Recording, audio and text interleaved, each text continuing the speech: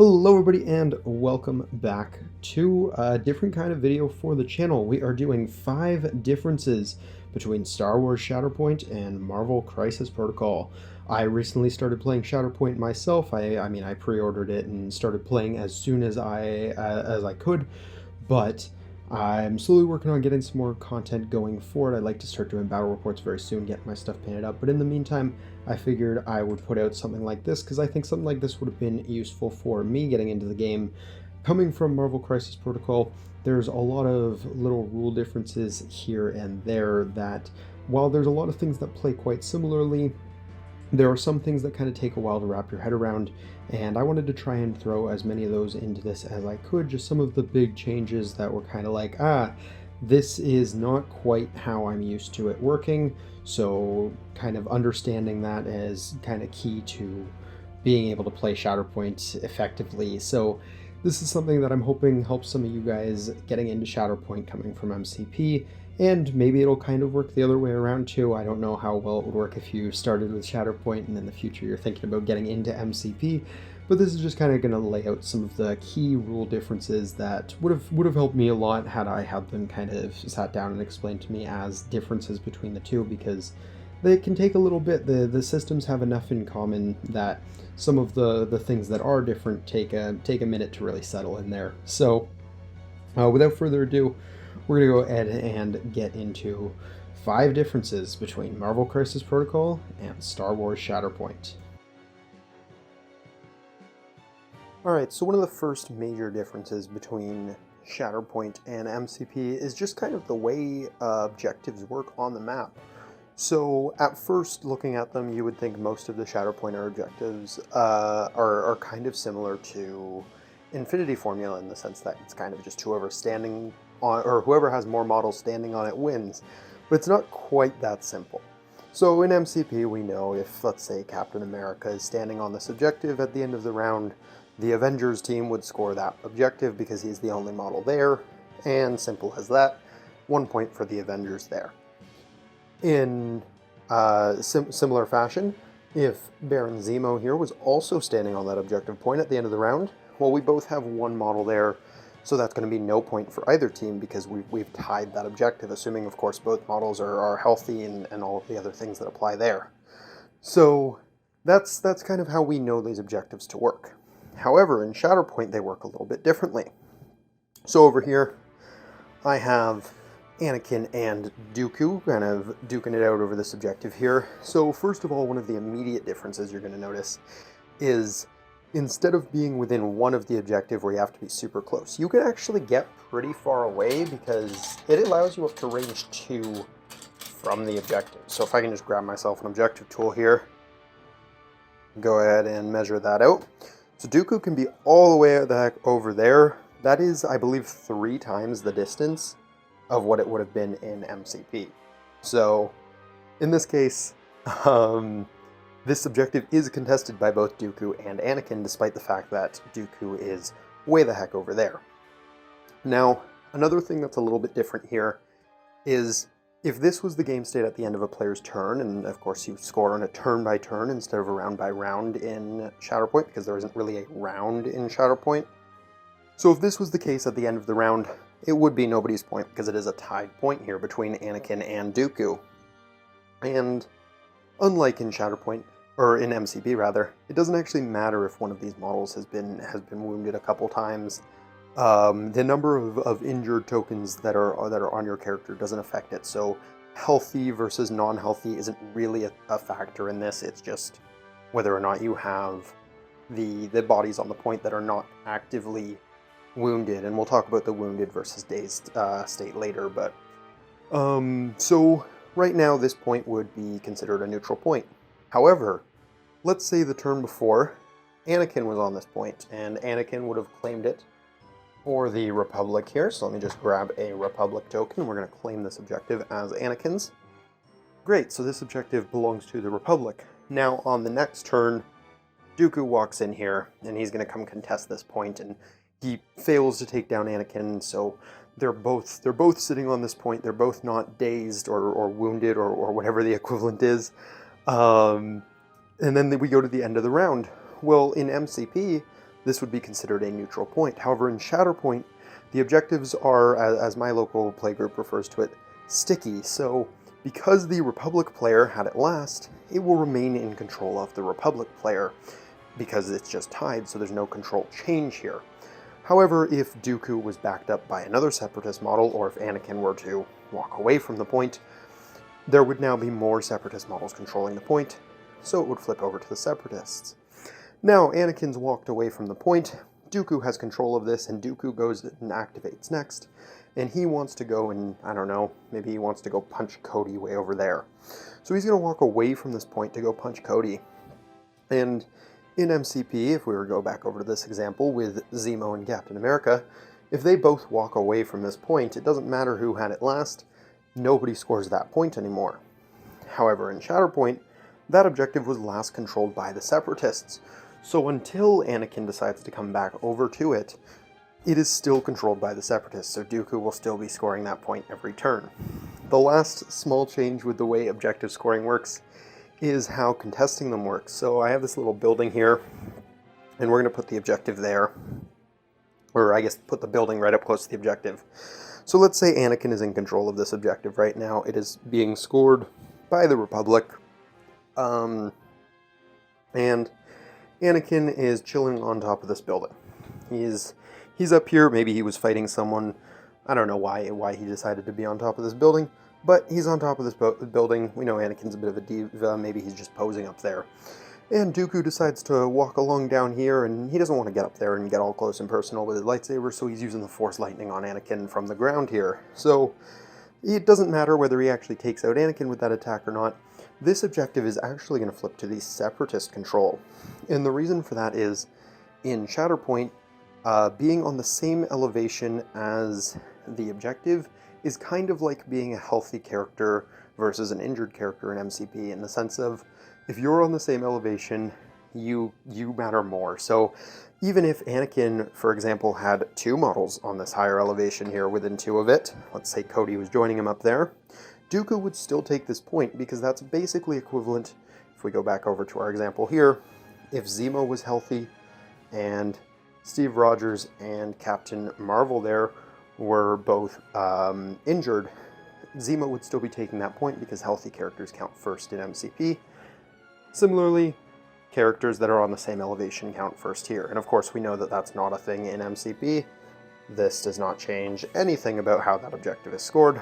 So we know that is another difference between the objectives in MCP and Shatterpoint.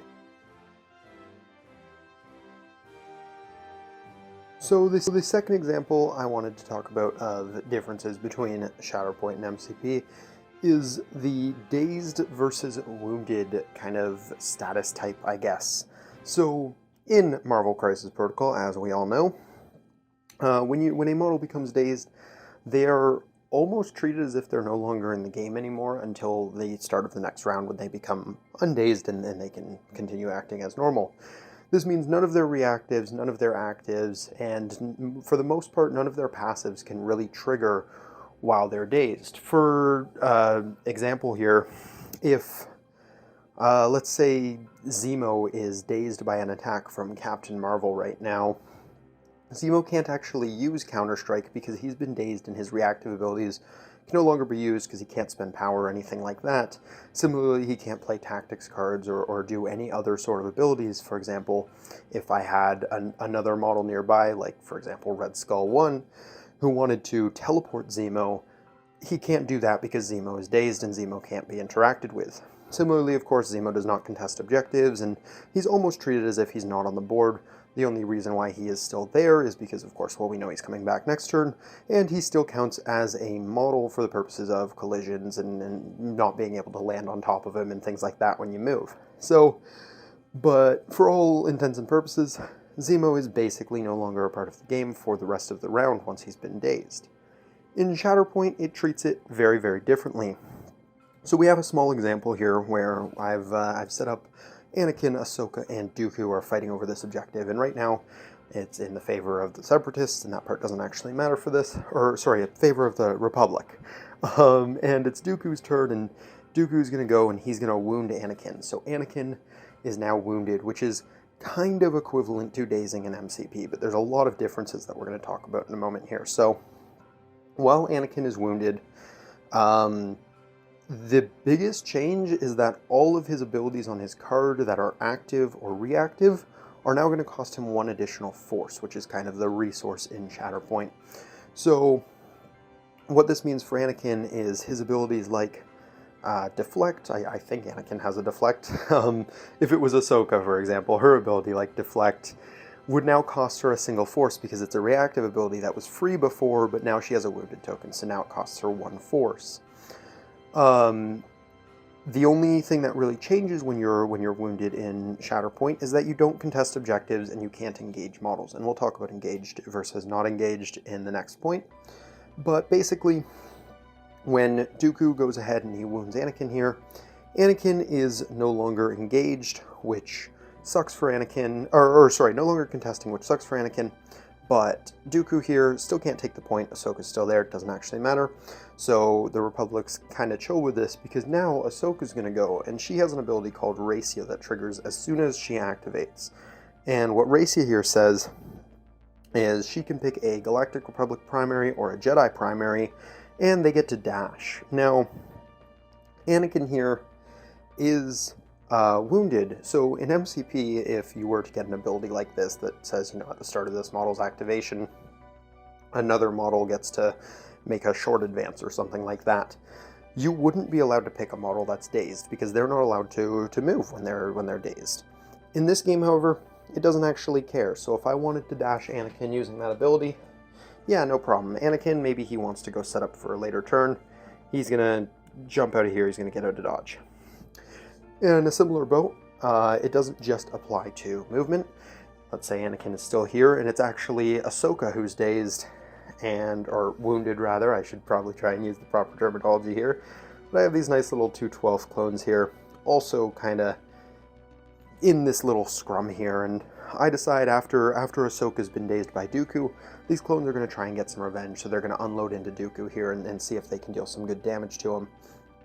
When they attack, Ahsoka has an ability called Getting Ahead of Yourself Against Snips, which basically says when a clone trooper within 3 of her makes a combat action, she can use this ability.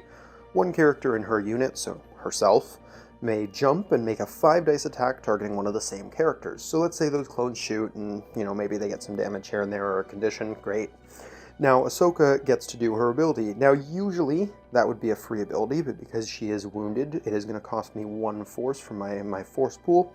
So I'll go ahead and spend that force, and she's going to use that jump ability and make an attack. So she's just going to jump. Let's just jump her over here for fun. And she still gets to make that attack into Dooku. So even though she's a wounded character and she's not contesting objectives, she's still making attacks. She's still able to move around the board very freely, which is really, really good. Similarly, reactive tech can also be used. So once again, Dooku's just going on a murdering spree here. He's gonna wound the clone troopers next, and then Anakin's gonna go for revenge, and he's gonna swing at Dooku. The clones can use their coordinated fire reactive ability as well, just like everything else. So even though they're wounded, all of their abilities and things like that are still in play. They just cost a little bit extra resources to do than they would otherwise. So that's a big difference that takes some getting used to from MCP, but feels really, really powerful when you're coming from that perspective of MCP, where none of your tech goes off.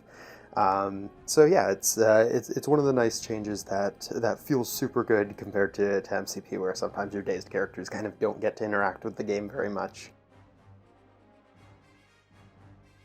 Alright, so the third rule I wanted to talk about that operates a little bit differently in MCP versus Shatterpoint is the idea of being engaged versus not engaged. So there's a couple big things about this in Marvel Crisis that kind of takes some getting used to when you're switching over to Shatterpoint. So the first one is just the concept of being engaged. It doesn't actually exist in Marvel Crisis Protocol. In Marvel Crisis Protocol, all your attacks just have a range, so in general, if you're within range 2 of someone, that's kind of treated as melee. Most typically melee attacks are range 2. For example, Zemo stabbing someone with a sword, Cap punching them, Captain Marvel punching them.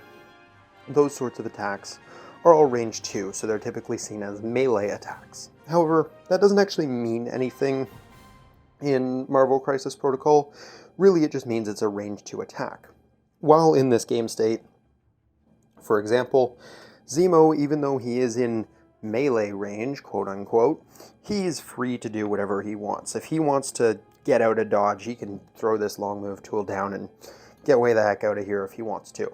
Similarly, even though Captain America right now is at melee range of Baron Zemo here, he's not quite at melee range of Ultron, as we can see, but he's totally free to attack Ultron anyways. He can throw his shield at him using one of his ranged attacks, or similarly, Captain Marvel could use her energy blasts on Ultron, no problem here, even though she's in melee range, technically, of Zemo. In Shatterpoint, that works a little bit differently. So we're going to go back to our example here with Dooku, Anakin, Ahsoka, and the 212th. Maybe I should give Dooku some backup here. So, in this example here, actually, you know what? I will give Dooku some backup here. We're going to have Asajj Ventress kind of tying things up in here, and we're going to have Dooku a little out of it here. So he's going to be out of melee range. I'm just going to shove Ahsoka back there. Of Ahsoka and pretty much all of the Republic forces here, and Asajj has them all engaged in melee here. She's gotten within 2 of every last one of these models over here. So if, let's say, it was the clone's turn here, there's a couple big differences here that have to be noted between this and something like MCP. So in this example in MCP, if it was Captain America's turn, and he wants to throw his shield, he could throw it at Ultron for sure. He could also choose to throw that shield at Zemo, even though that's not his closest ranged attack. It's not his punch. He doesn't actually care. There's no minimum range for the shield throw, so he can choose to throw it at Zemo all he wants. Over here, however, these clones are not allowed to use their guns and melee range. They're just, it's not something that the rules allow you to do. Melee attacks are melee attacks, and melee attacks can only be used within range 2 versus ranged attacks, which can only be used against models that are not engaged with you. So Asajj here has engaged these clone troopers, so when they decide they want to attack Asajj, they can't use their ranged attack, which is a lot stronger. They have to use their melee attack, which is a lot less dice because they're engaged with her. Now, alternatively, well, maybe they really want to get some better dice, so they want to move away from Asajj Ventress first. I don't know if there's... I guess the equivalent here in MCP would be if someone had a martial artist ability and you wanted to get out of range 2 to avoid it, so you back up before you throw your attack at them. So here, let's say I want these clones to get out of melee and shoot Asajj. So in Shatterpoint, unlike MCP, everyone has the same movement tools that they use. So normally when you try to move a clone or any model, you would use this tool here that's roughly equivalent to the medium movement tool from Shatterpoint. However, when you're engaged, the only movement you're allowed to do is a dash, which is this smaller one, roughly equivalent to the small tool from MCP. I think I said Shatterpoint in the previous sentence. So these clones here are going to have to dash to get out of melee of Miss Asajj Ventress here, because unfortunately they're not allowed to do their full distance move. So let's say they wanted to go to an objective over here and the dash wasn't quite enough. Well, that sucks for them. That's the best that they're going to get. Now, however, they are free to shoot Asajj. Being engaged in melee doesn't prevent you from being shot at, it just prevents you from shooting. Similarly, let's throw these clones back into the mix here. If these clones wanted to shoot at, say, Dooku, well, he is definitely not in melee, so they wouldn't have to punch him. However, Asajj has engaged these clone troopers, so because they are currently engaged with Asajj, they are not actually allowed to shoot at Dooku. They have to focus on the model that is engaged with them. So, in a similar fashion to last time, they could choose to use their first action to dash out of melee here, and now that they're no longer within 2 of Asajj, I think this one still is, but nope, we're good. They would be able to shoot Dooku no problem, but once again, that's only because they have now disengaged from Asajj by doing that dash action to get out of melee range of her. So, just a few things that take some getting used to, because In MCP, it's kind of just if you have the range, you're good.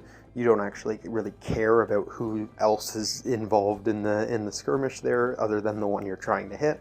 Whereas in this game, it cares a little bit more about whether or not your models are up close and personal with your opponent's models. So just important little things to know that that can come up a lot when playing a game and coming from MCP.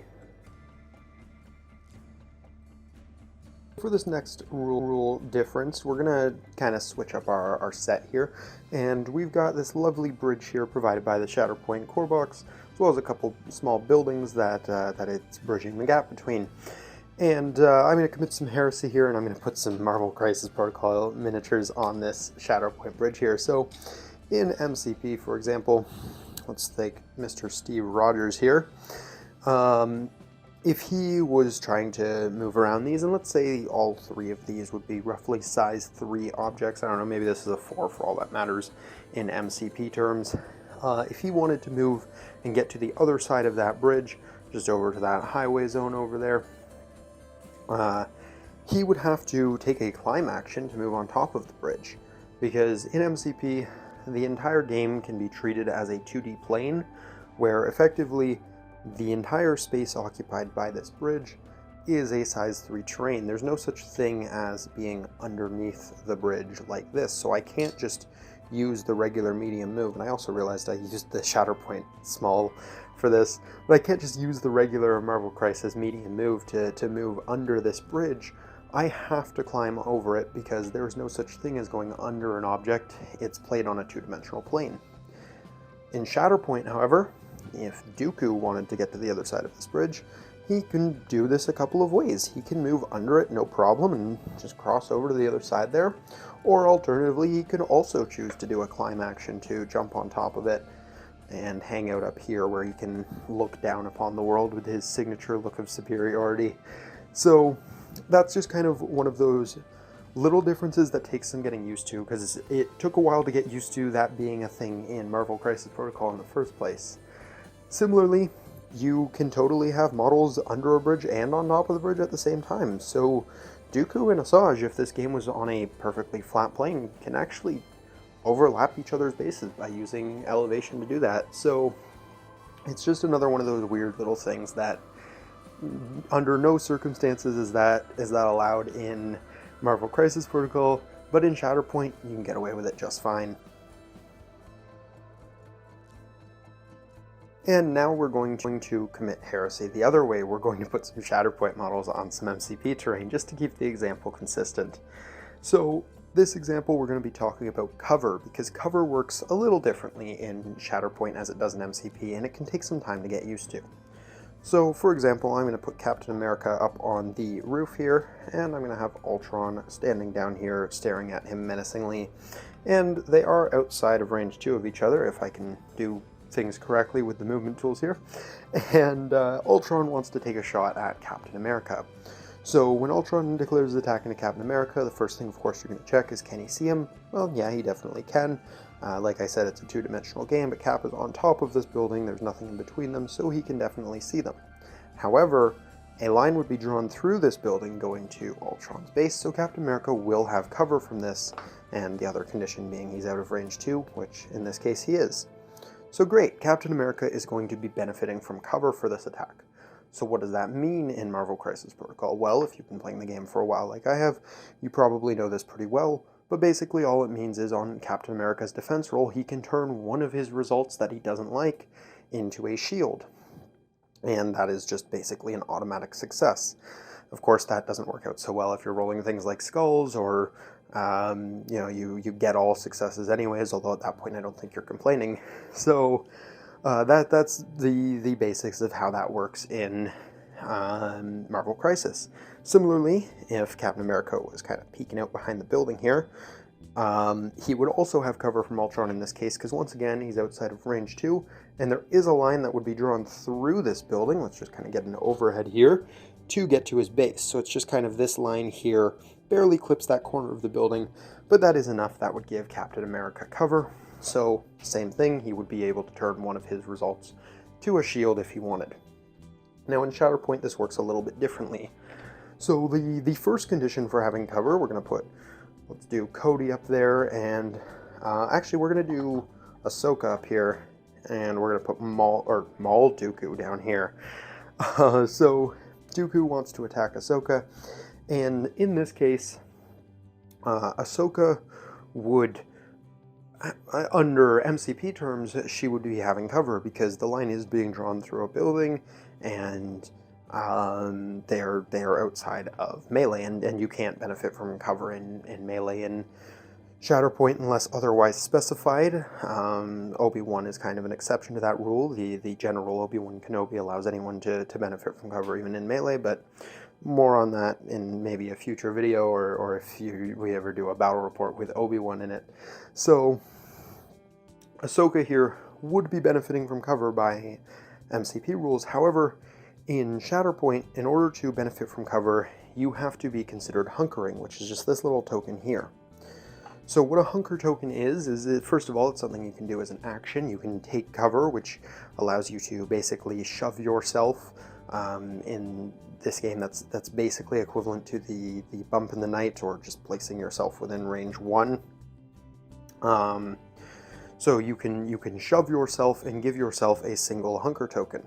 So each hunker token you have provides cover 1. You can get multiple of them through different sources.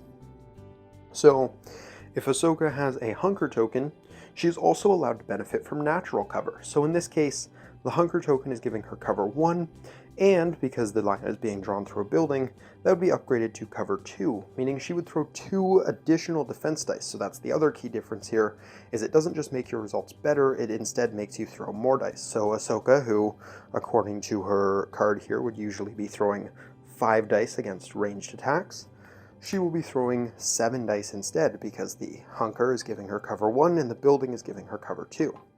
However, if she didn't have that hunker token, she's not allowed to benefit from the cover of the building, so unfortunately, that's going to be cover 0, which means she's only rolling 5 dice. So it's a weird little thing where it's kind of an all or nothing on cover in Shatterpoint, and that works the exact same way here, where she is getting cover from the side of the building there. One other difference I want to illustrate between how cover works in the two games is how elevation can play into that. So in this case, now we've kind of switched things. Dooku has the high ground and is attacking Ahsoka, who's hiding behind this little rock pillar here. Now this rock pillar is shorter than size 2, or shorter than range 2, I guess. So it is considered to be at the same elevation as Ahsoka. Meanwhile, Dooku, the platform he is standing on here, is larger than range 2, so it is considered an elevation higher. Now, Ahsoka in this case does have a hunker token, so she would be benefiting from cover. However, when Dooku decides to attack her, and the line of sight would definitely be drawn through that rock towards Ahsoka, she would usually gain cover because of the rock, and then gain a second cover because of her hunker.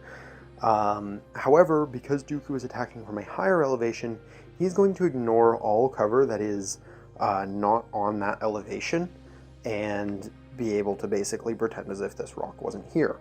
Ahsoka will still benefit from her hunker token, because that's not actually reliant on having any physical cover on the board, so she still will be rolling 1 additional die, but she won't be rolling the 2 she would have if Dooku was attacking her from the ground over here. Now, on the other hand, if Dooku is attacking her from this platform up here, and her cover is actually another building, for example, she's kind of ducking out behind the corner of this building here, she would be benefiting from cover, because that building is a elevation 1, or I guess elevation 2 if you want to call it that, above her, and is the same as the one that Dooku is on, so she will still benefit from that. Even though Dooku is attacking her from the high ground, it's a big enough piece of cover that it still provides that for her. And that is going to do it for 5 differences between Marvel Crisis Protocol and Star Wars Shatterpoint. Video ran a little bit long, I do apologize. It was my first time kind of doing one of this style video, where I'm kind of more so talking about the game system and how it works than actually playing it. Most of my videos on the channel in the past are just kind of battle reports and things like that. So A little bit of a different format here. I hope you guys did enjoy it nonetheless, though. And if you guys want to see more stuff like this in the future, whether it's, specifically about Shatterpoint or MCP or just generic talking about these games from a higher level in general, I'd be happy to do that. This video was fun to make, and I definitely got to figure out how to get the timing down a little bit more, but that's something that hopefully would come just through doing a few more of these. Unfortunately, this video is replacing the battle report that would have went up today.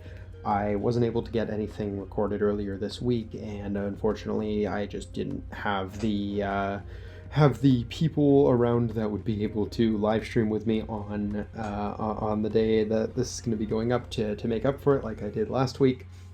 So hopefully we don't get into a habit of trying to make up for uploads with live streams, but I will say the support on the channel lately has been absolutely amazing. We recently hit 400 subscribers, and I cannot thank you guys enough. That is super awesome to see, and I'm very excited about whatever's next for this channel. But yeah, I don't want to ramble on too much. Like I said, this video was already going longer than I wanted it to, so hopefully we get some more battle reports coming out soon. I want to start doing Shatterpoint battle reports. This is kind of my segue into that on the channel, but of course Marvel Crisis Protocol ain't stopping anytime soon either. Still my main game, and yeah, hopefully more content to come. So I think at this point, I'm going to thank you all so much for watching. If you are new to the channel, please do consider dropping a subscribe. Like I said, we do battle reports all the time, and I would love to do more videos like this going forward if you guys like this type of content. So do let me know with either a like or a subscription or even a comment down below saying what kind of videos you would want to see things done on. And yeah, otherwise, that's going to be it for this video. Have a great day, everyone. Peace.